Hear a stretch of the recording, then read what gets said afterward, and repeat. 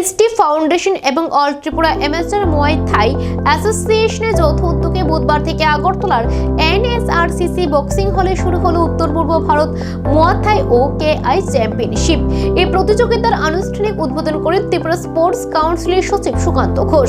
অনুষ্ঠানে উপস্থিত ছিলেন অল ত্রিপুরা অ্যামেচার মুয়াই থাই অ্যাসোসিয়েশনের সভাপতি প্রসেনজিৎ সিনহা সহ অন্যান্য বিশিষ্ট ব্যক্তিবর্গ।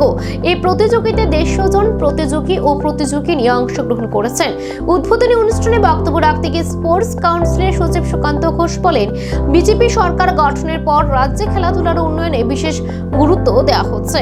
মুখ্যমন্ত্রী নিজে একজন ক্রীড়াবিদ হওয়ায় খেলোয়াড়দের ভবিষ্যৎ সুরক্ষায় রাজ্য সরকার ইন্স্যুরেন্স প্রকল্প চালু করেছে। পাশাপাশি প্রাক্তন ক্রীড়াবিদদের সম্মান জানাতে বিভিন্ন স্টেডিয়ামের নামকরণ করা হচ্ছে তাদের নামে। তিনি খেলোয়াড়দের নেশা থেকে দূরে থাকার পাশাপাশি সমাজের অন্যদেরকেও খেলাধুলার মাধ্যমে নেশামুক্ত জীবনের পথে এগিয়ে আসার আহ্বান জানান।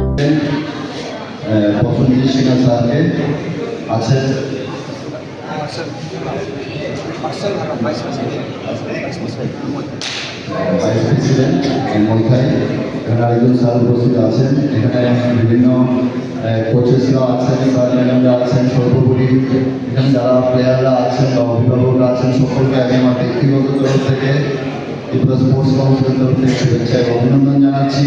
মিডিয়ার বাইরেও উপস্থিত আছেন যারা দিন রাত্র পরিশ্রম করে রাজ্যের নিউজ সর্বত্র ছড়িয়ে দেন, তাদেরকে অসংখ্য ধন্যবাদ জানাচ্ছি। যাই হোক, আমি শুধু একটা কথাই বলবো যে আমাদের বাড়িঘর থেকে অনেক স্বপ্ন নিয়ে আমাদের মা বাবা অক্লান্ত পরিশ্রম করে আমাদেরকে পড়াশোনা বা খেলার মাঠে চেষ্টা করেন যে আমরা কিছু করি।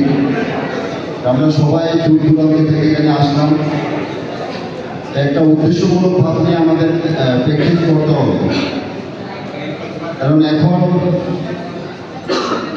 এই সরকারের আমলে রাজ্যের খেলাধুলার যথেষ্ট উন্নতি হচ্ছে। এটা আমরা সবাই জানি, সারা রাজ্যব্যাপী পরিকাঠামোর উন্নতি হচ্ছে, কারণ আমাদের রাজ্যের মাননীয় মুখ্যমন্ত্রী উনি নিজে একজন স্পোর্টসম্যান। সেই কারণে ওনার কাছে বিভিন্ন বিষয় নিয়ে যাওয়ার গেলে কিন্তু স্পোর্টসের পার্টটাকে উনি অন্যরকমভাবে দেখেন। রাজ্যের স্পোর্টস মিনিস্টার তো দিন রাত পরিশ্রম করে চলছে খেলাধুলাকে এগিয়ে নিয়ে যাওয়ার জন্য।